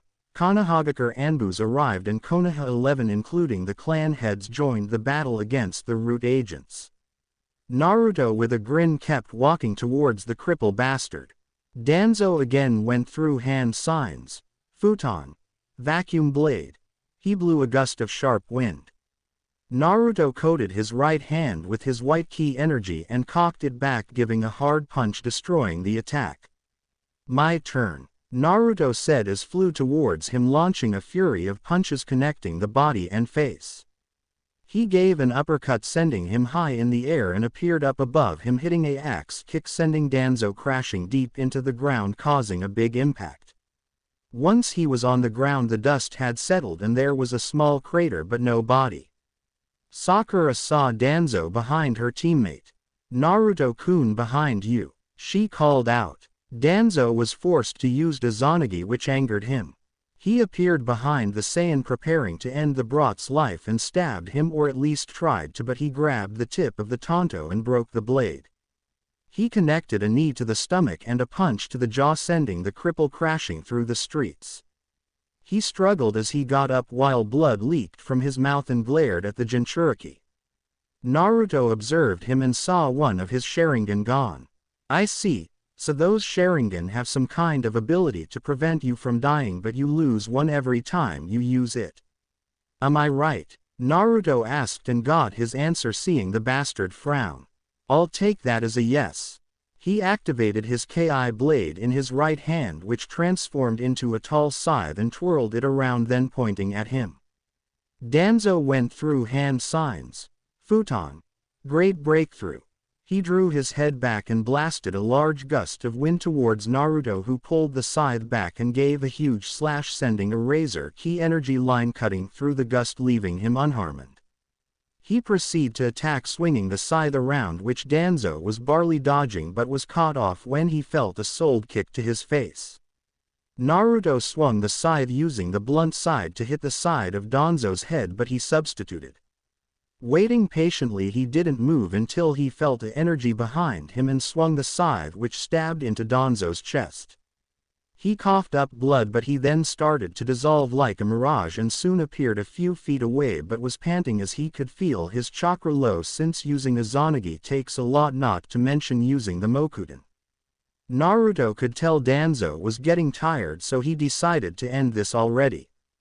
He vanished, making the cripple look all around, including up. Before he realized it, Naruto popped out of the ground with a solid kick to the chin, sending the Warhawk high in the air. Naruto appeared in front of him as he tried one last attempt to attack, but Naruto grabbed Mokuden transplanted arm. He gave Danzo a cold stare and his silver eyes were tinted dark. Danzo, who for the first time in his life was feeling fear. Never has the man ever showed fear, even back in the war. Naruto extended his right palm out in front of Danzo. Any last words? He questioned. I do not have any regrets. You will never understand the true meaning of being Hokage. The sacrifices I made was for the good of Konohagakure. Without me this place will be nothing. Bitterly said Danzo. You're wrong, Danzo. The so-called sacrifices you made was not for the good of Konohagakure. It almost led to its destruction. As God of destruction of Universe Zero, it is my duty to eliminate any threats, and you, Danzo, are finished. Hakai! He shouted, and suddenly a bright purple light flared around Danzo, who screamed in agony as his body started to disintegrate. He tried to use Izanagi, but to his horror it was not working. Naruto smirked and explained, Hakai is a powerful energy. Once caught in it, there's no way to escape unless you have the power of a sage. The sounds of Danzo's screams would forever be scarred in the minds of the Root agents as they witnessed the demise of Danzo Shimura. Once the Roots saw the Saiyan looking at them with his cold eyes, they had felt the same thing as their former master. Fear. We surrender. One of the Root Anbu said, dropping his tanto. Others had started to drop their weapons, surrendering, while Konoha Anbu arrested them. Naruto soon came back down to the ground and dropped his MSSJ form back to himself. He saw his friends coming up to him asking so many questions, but luckily Tsunade had arrived, stopping them. All right, that's enough. Naruto will explain everything, but not here, in my office. She told them and turned to the civilians. Citizens of Konohagakure, what you just heard was indeed true. Danzo Shimura had caused many treasons and was responsible for the attack of our home. He had also defiled the grave of not only the Uchiha clan but to our Shadaime Hokage. She spoke. The civilians were all shocked, which turned to disgust at the month's action. Naruto spoke. I apologize for what you just saw. It's not my intention to make you all fear me. I made a promise to myself to protect this village from any threats, and Danzo Shimura's actions proved that he would harm you all instead of protecting you.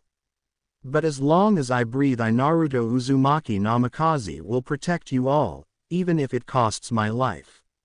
Naruto said out loud with very deep determination. The last name had everyone wide-eyed except Tsunade and Shikamaru, who had his suspicious for a while. The civilians and shinobis were shocked. How could they have been blind? He was practically a copy of the Yondaime. The blonde spiky hair, blue eyes, even the tan skin. After hearing his speech, the civilians and even the shinobis respected grew for him more, not because of his power but because he had inherited the same will as their past 4 Hokages and his father. Naruto smiled seeing the villagers cheering for him, but unknown to him he was being watched. Universe 7. Beerus and Whis along with Goku, Gohan, Piccolo and Vegeta saw the battle. Gohan and Piccolo were impressed by the young man's power, especially his skills. Meanwhile, Goku was so eager to fight him, especially seeing the MSSJ form. Vegeta, much like Goku, wanted to fight this Saiyan and see if his race was strong, just as Whis said. He's strong and fast. Most of those attacks that were thrown at him didn't even make a scratch. Piccolo said, yeah, he is. I'm surprised he's able to shape his Ki energy into a blade. I didn't think that was possible. Gohan said, aw man, I can't wait to meet him. Goku exclaimed excitedly, what do you think, Vegeta? I'll admit I'm interested in the boy's power. Especially that majestic Super Saiyan form. Vegeta said. Goku grinned. You're not the only one. He said. Beerus was silent as he listened to the Saiyan's conversation. Vegeta might be able to slightly push Naruto back, but it won't be enough even in Super Saiyan Blue. However, Goku, on the other hand, with the combine of his Kaioken and Super Saiyan Blue form, he'll be a match. Now that you've seen my apprentice strength and power, we'll see how you fare against him. Beerus said. Goku looked excited and ready, while Vegeta was calm but was ready to take his training up a notch. Whis, please take us back to my planet, said Beerus. Beerus had a tick mark and turned to Whis, who didn't hear him as he was enjoying an ice cream sundae. Beerus' tick mark grew bigger. "And where's my ice cream sundae?" he demanded. Konohagakure nighttime. The blonde Saiyan was taking a walk during the night. After explaining everything to his friends about him being part alien called a majestic Saiyan, they were shocked, but they still saw him as their friend, well, except a certain Hyuga girl and a pink-hair medic. Naruto gave Tsunade the Sharinganai that Danzo stole from Shisui and to be placed away. While doing that, she gave Naruto a map to find his father's compound, which he found. He was standing outside the gate, which were closed, and saw a seal. Biting his thumb, he swiped over it as it unlocked. He had entered the house, seeing a beautiful living room, and looked inside a nice kitchen. He went upstairs and opened one door. The room wall was a sky blue color with white cloud designs. There was a white crib in the middle of the room. Inside was a white sheet with a pillow, a small red blanket, and an orange stuffed toad with other baby toys. He picked up the toad and gave a small smile, knowing this was supposed to be his room. Setting the toad back in the crib, he left, closing the door. He looked around more and saw a room that had a seal on the handle. Taking a closer look at the seal, it looked like it required ki energy. Grabbing the handle, he pushed his ki energy, which unlocked the door. Entering the room was dark. Finding a switch, he flipped on the lights. In the middle of a room was some kind of machine. Going up to it, there was a hand scanner. He put his hand and figured he had to use ki, which he did. The machine scanned. Scanning complete. Confirm Naruto Uzumaki Namikaze, the machine said. A holograph appeared, and standing there was his father, Minato Namikaze, who had on his Hokage coat. Naruto, if you're reading this, then that means you have unlocked your Saiyan heritage. You probably are confused on what a Saiyan is. He explains what Naruto knows about the majestic Saiyan. I was sent off the planet, being the only survivor, and landed near Konohagakure. From there I took the study of being a shinobi and kept my powers hidden well, except my Hiraishin, since technically I used ki energy. Chuckle. Once this message is over, you'll receive my battle gear, a weapon that was once your grandfather's, and a scroll that have some of my ki moves. I love you, son, and so does your mother. Take care. Once the message had ended, the wall behind him slid up, revealing a mannequin wearing a black form-fitting short-sleeved shirt and black pants with black kung fu shoes and stockings. A flowing white vest with a long back side that is secured with a white obi tied over it at his waist and white armbands. Basically Xeno Goku costume, except different colors. Next to it was a beautiful black metal power pole, and on top of it was a scroll. He put the scroll in his tunic and picked up the weapon. He was fascinated at the design on the staff, which was a gold dragon.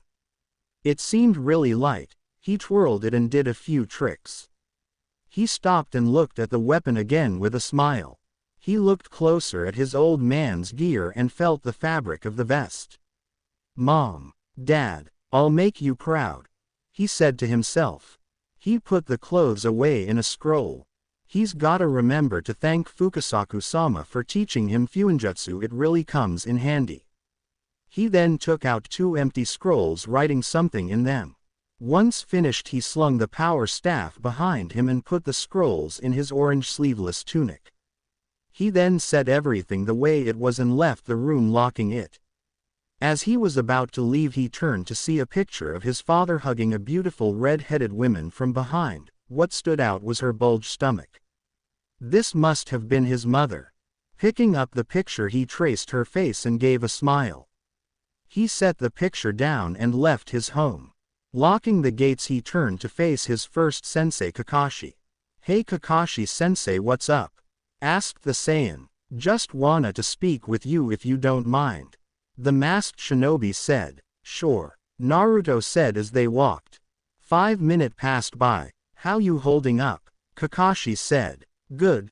Training has been really hard for me, but I've been learning a few new tricks. Unfortunately, when I get back to it, Beerus-sensei is going double it as punishment for not showing him my majestic Super Saiyan 2 form. Naruto said. I'm sure you can handle it. After all, you are an Uzumaki too. Kakashi said. Naruto chuckled and nodded. A minute passed by them. Naruto, I never said this to you before, but I'm sorry.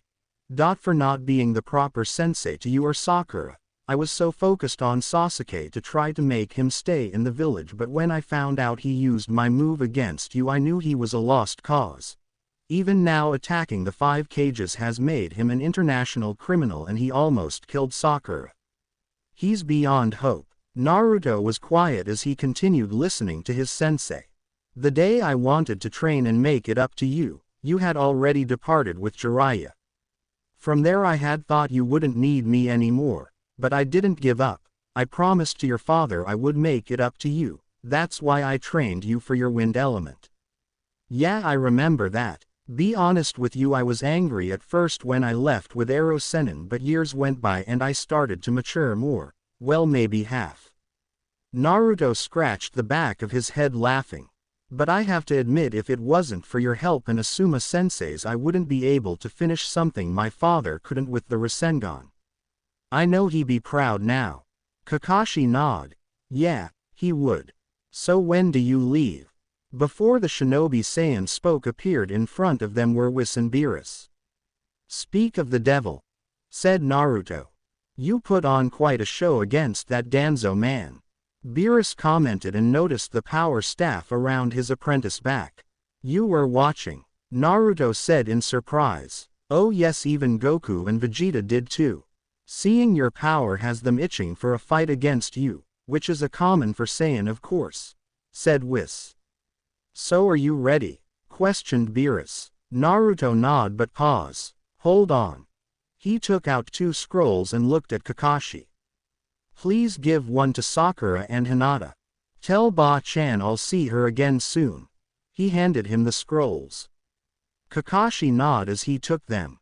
Stay safe, Naruto. His students nodded and went to stand by Beerus and Whis, who tapped down his scepter as they vanished. Beerus planet. Vegeta and Goku were sparring, waiting for the arrival of Beerus and his apprentice. They 2 Saiyans had stopped before they launched an attack at each other. They saw a light that had died down, showing Whis and Beerus along with his apprentice. So eager for a battle, aren't we? Said Whis. Goku gave a goofy smile, chuckling and scratching the back of his head, while Vegeta just scoffed. So you're Goku and Vegeta. Whis has told me about you too. I'm Naruto. Naruto Uzumaki Namikaze. Naruto walking up to them and introduced himself. Namikaze. What's up with that name? Questioned Beerus. It turns out my father was the only survivor and was sent near to Konohagakure before the war. He had learned the way of the shinobi and became the leader of my village, explained Naruto. Whoa, your father must have been really strong, Goku commented. Naruto gave a small smile. Yeah, he was. All right, enough chatting. Naruto, you will be fighting both Vegeta and Goku. We'll see how far your training has come. Beerus told him. Naruto nodded as the 3 Saiyans separated. He stabbed the power staff in the ground and rolled his shoulder and neck, stretching his arms and popping his knuckles. He did a couple off lightning speed punches. Goku was warming up while Vegeta was studying Naruto, seeing his punches and kicks. Once finished, Naruto looked at them. So who's first? He asked. Goku was about to volunteer, but Vegeta beat him to it. That'll be me, he said. What? Come on Vegeta, I wanted to fight him first, complained Goku. Well, too bad. Vegeta ignored him as he stepped forward. Goku had joined next to Whis and Beerus. The 2 Saiyans were staring at one another, awaiting for the other to attack. Naruto suddenly vanished and was behind Vegeta, who turned around launching a punch but hit nothing. I'm here, Naruto said as he again appeared behind the Saiyan, who turned fast with a kick but again hit nothing but air. Naruto again appeared right behind Vegeta and went for a kick, which he turned in time to block but had skidded halfway across the ground. Vegeta looked, seeing his opponent gone, till he felt a solid elbow blow to the stomach and was swept from underneath, hitting the ground and rolled out the way as Naruto came down with an axe kick, causing a small crater. Vegeta with his chance flew fast towards Naruto, launching a combo of punches and kicks, but the destroyer's apprentice kept blocking them with just one hand. Gritting his teeth in anger, he sped up faster, but it still didn't make a difference, with Naruto continuing blocking the punches. Vegeta jumped far back while Naruto dropped his hand. "Let's make this interesting," said Vegeta as he got in a stance, focusing. A blue energy surrounded him as he transformed into Super Saiyan Blue. Naruto was surprised at this. Whis didn't inform him of this transformation, but this made it challenging. "I've only seen you and Goku in Super Saiyan form. So what do you call this?" he asked. "This is the strongest beyond Super Saiyan form, called Super Saiyan Blue." Vegeta smirked. Naruto gave his own smirk. "Impressive. But let's see how you hold up against this." He got in his stance, concentrating, and cried out, summoning his Ki energy, which grew bigger, blinding Vegeta and Goku, but Whis and Beerus were ineffective. Once the light died down, Naruto's eyebrows were white, as was his hair, which was spiked up, with his bangs framing his face. His body was covered by white energy and his eyes were silver. He smirked. "Unbelievable. His energy is just growing higher and higher. You better be ready, Vegeta," Goku thought. Both Saiyans flew at each other in such speed and launched a punch at the same time, causing a big shockwave as they collided. They flew high in the air, launching punches, knees, elbows at each other's till Naruto went defense against the attacks. At that moment he caught and locked a hold on Vegeta's arms and hit a knee strike to the chest, sending him back, but he stopped and looked up, seeing Naruto gone. Vegeta looked around quickly, trying to sense his energy. His eyes widened and looking down quickly, seeing a foot coming under him. Luckily he was just able to dodge it and retaliated with a kick, but Naruto again vanished. Looking up, he saw Naruto coming down with a punch which Vegeta blocked. He felt another energy below and looked down, seeing the majestic Saiyan kicking him in the chin, and was sent back. Vegeta rubbed his chin. "What? How did he?" He stopped as he saw two of the majestic Saiyans. "You like it? This is called Kage Bushin. Usually I would use another energy source for it, but thanks to Beerus Sensei's training I'm able to use my Ki energy instead, which makes it stronger." Vegeta gritted his teeth. "Whoa, just like Tien, but this clone really feels like another him," Goku said. "The move is very useful in a battle, especially if he can master it. He can create an army with them. Imagine facing an army of destroyers," Whis said. "What number way?" Goku exclaimed in shock. Whis nodded in confirm. Indeed he could if he can master it.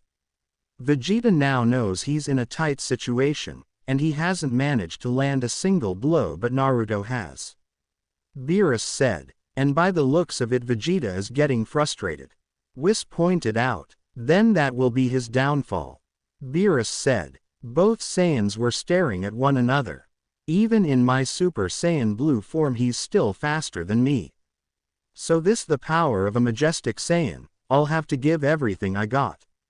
He got in his stance, releasing more energy as the blue aura around him grew. Naruto meanwhile was waiting and was impressed by the energy that the blue-hair Saiyan was pushing out. "Vegeta, you're just like Sasuke, except you didn't abandon your friends. You know the true meaning of being strong even though you don't want to admit it."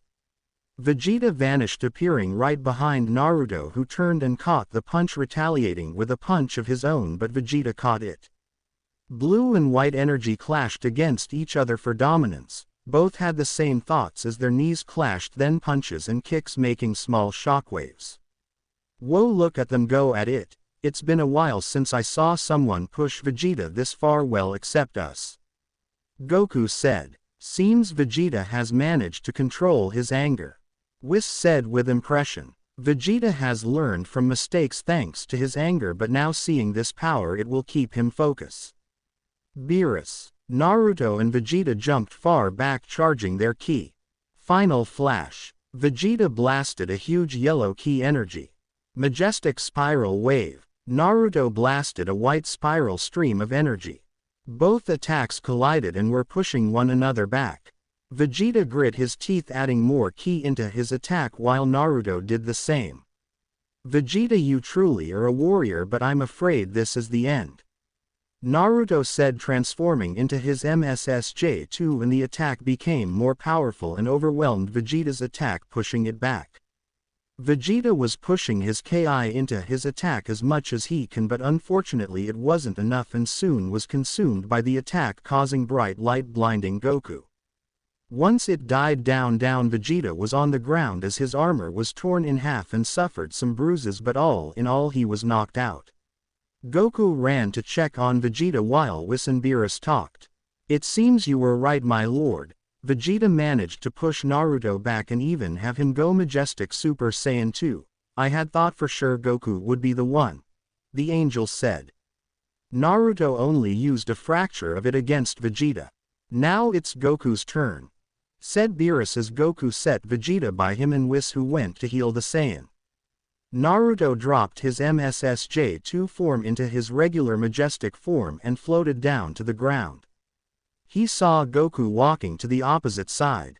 The orange GI Saiyan gave sheepish smile and laughed, rubbing the back of his head. I got to admit, you really are strong. To be able to knock out Vegeta takes a lot. Naruto gave a small chuckle. Since I saw his Super Saiyan Blue, why not show me yours? Goku gave a grin. All right then, he said and focused. Soon enough the blue aura covered his body as he transformed into his Super Saiyan Blue. Naruto's eyes slightly narrowed as the energy was a little stronger than Vegeta's. This got interesting. Naruto pushed out more white energy around his body. You ready? He questioned, getting in his stance. Goku gave his answer as he went into his stance. Sure enough, both flew at each other in neck break speed and raised their fist, going for a punch at each other.